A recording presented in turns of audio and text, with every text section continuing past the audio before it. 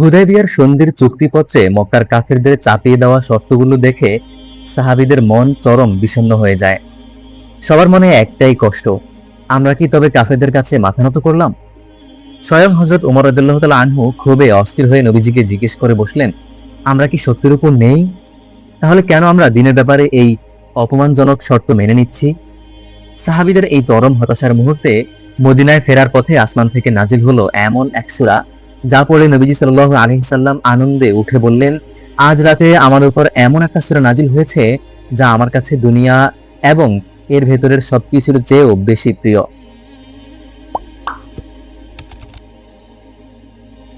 আসসালামু আলাইকুম। শানে নজুল সিরিজের ৪৮তম পর্বে আপনাদের স্বাগতম। আজ আমাদের আলোচ্য বিষয় সূরা আল ফাতাহ। ফাতাহ শব্দের অর্থ হলো বিজয়। যে সন্ধিকে সাহাবীরা আপাত দৃষ্টিতে পরাজয় ভাবছিলেন, আল্লাহ তাআলা তাকে কেন সুস্পষ্ট বিজয় ঘোষণা করলেন এবং মক্কার মরুভূমিতে একটি বাবলা গাছের নিচে বসা ১৪০০ সাহাবীর উপর আল্লাহর চিরস্থায়ী সন্তুষ্টির কথা কিভাবে কোরআনে নাজিল করলেন, চলুন সূরা আল ফাতহের প্রথম এবং প্রধান ৪টা বিষয় এবং সেগুলোর শানে নুজুল বা নাজিলের প্রেক্ষাপট জেনে নেই। বিষয় ১, যা মনে হচ্ছিল পরাজয় তাই সুস্পষ্ট বিজয়। আয়াত ১। হুদায়বিয়ার সন্ধির শর্তগুলো আপাত দৃষ্টিতে মুসলমানদের বিপক্ষে মনে হলেও এটিই ছিল মক্কা বিজয়ের সবচেয়ে বড় ভিত্তি।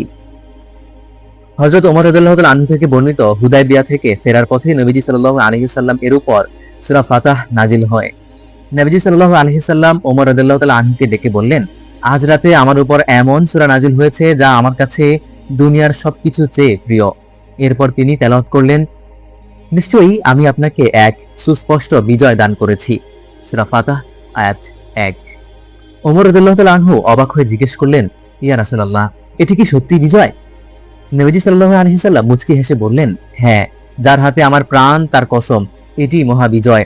পরবর্তীতে ইতিহাস প্রমাণ করেছে, এই সন্ধির পর ১০ বছর যুদ্ধ বন্ধ থাকার কারণে দলে দলে মানুষ ইসলাম গ্রহণ করেছিল, যা ছিল প্রকৃত বিজয়। বিষয় ২, গাছের নিচে সেই ঐতিহাসিক শপথ। আয়াত ১৮। ইসলামের ইতিহাসে বাইয়াতে রিদওয়ান বা সন্তুষ্টির শপথ এক অভাবনীয় ঘটনা, যার প্রশংসা স্বয়ং আল্লাহ তাআলাই করেছেন।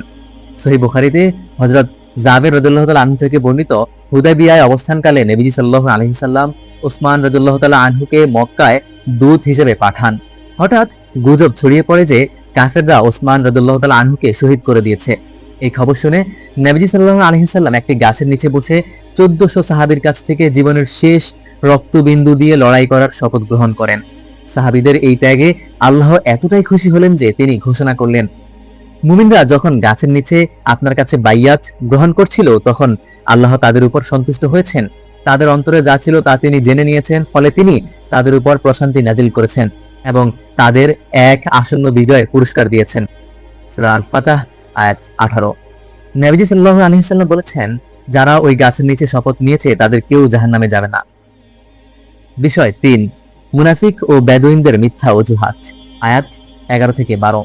হুদায়বিয়ার সফরে যখন যারা নবীজির সাথে যায়নি, তাদের কপটতা আল্লাহ তাআলা এই আয়াতে ফাঁস করে দিয়েছেন। মদিনার আশেপাশের কিছু বেদুইন গোত্র নবীজির সাথে মক্কায় যেতে অস্বীকৃতি জানায়। তারা ভেবেছিল মুসলমানরা নিরস্ত্র অবস্থায় মক্কা যাচ্ছে, কুরাইশরা নিশ্চয়ই তাদের সবাইকে হত্যা করবে এবং কেউ আর মদিনায় ফিরে আসবে না। কিন্তু মুসলমানরা যখন নিরাপদে ফিরে এলেন, তখন তারা মিথ্যা অজুহাত দেখাতে শুরু করলো।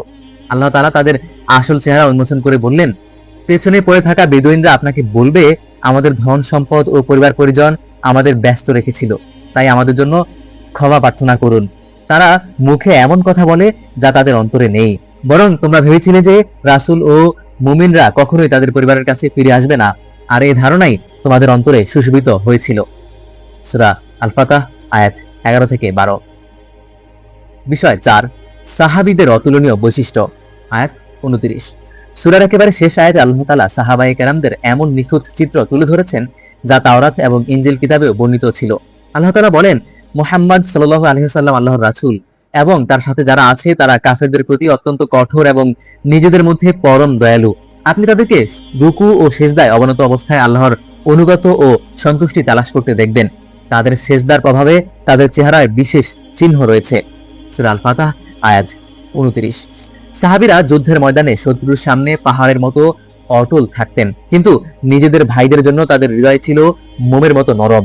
আর রাতের বেলা দীর্ঘ সিজদার কারণে তাদের চেহারার যে নূর বা প্রশান্তির ছাপ ফুটে উঠত, আল্লাহ তাআলা সেটিকেই তাদের সবচেয়ে বড় পরিচয় হিসেবে তুলে ধরেছেন। সূরা আল ফাতাহ আমাদের এই শিক্ষায় দেয় যে আল্লাহ তাআলার ফয়সালা মানুষের দৃষ্টিতে কখনো কখনো পরাজয় বা কষ্টের মনে হলেও এর ভিতরেই লুকিয়ে আছে মহাবিজয়। সাহাবীদের মতো নিখাদ আনুগত্য এবং যে কোনো পরিস্থিতিতে দিনের উপর অটল থাকার মানসিকতা থাকলেই কেবল আল্লাহ তাআলার সাহায্য ও সন্তুষ্টি অর্জন করা সম্ভব। ইনশাআল্লাহ আগামী পর্বে আমরা কথা বলবো সূরা আল হুজরাত নিয়ে, যে সূরাকে বলা হয় সামাজিক শিষ্টাচার বা ম্যানার্সের সূরা। নবীজির সামনে গলার আওয়াজ উঁচু করার কারণে কিভাবে মানুষের জীবনের সমস্ত ন্যাক আমল বাতিল হয়ে যেতে পারে, এবং কারো গীবত করাকে কেন মৃত ভাইয়ের গোশত খাওয়ার সাথে তুলনা করা হয়েছে, সে অত্যন্ত গুরুত্বপূর্ণ শিক্ষণীয় পর্বটি শোনার আমন্ত্রণ রইল। দেখা হবে পরবর্তী পর্বে। আসসালামু আলাইকুম। Ya Rahman